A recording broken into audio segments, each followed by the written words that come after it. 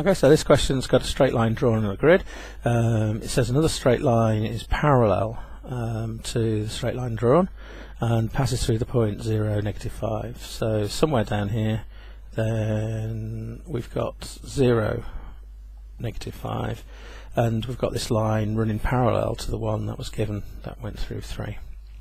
So we already know the intercept value because all straight lines have that general equation y equals mx plus c, where we recognise from our standard picture that the c value is where the line crosses the y-axis when x is worth 0, and then the gradient is every one along the x scale, then we go up the gradient number. So we're trying to find the general equation, replace the m value with what we need, which is the gradient of the line, and the c value we already know from here, which is take away 5, -5. So it said it's parallel, so the first thing to do is work out the equation of the line given to us. So we already know its intercept value is 3, so we know we've got y equals mx take away 3 so far. And we then need to work out the gradient of this, and there's lots of ways of doing the gradient.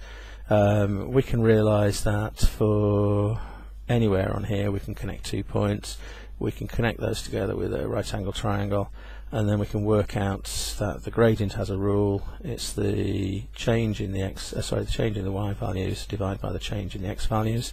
That symbol just means delta y, so it's change in. So we do the change in the y coordinates, which in this case was 5, take away 3, and the change in the x coordinates, which in this case was 4, take away 0. And 5 take away 3 is 2, and 4 take away 0 is that. So our gradient is 1/2. So we know that the equation of L1 is y equals 1/2 x take away 3.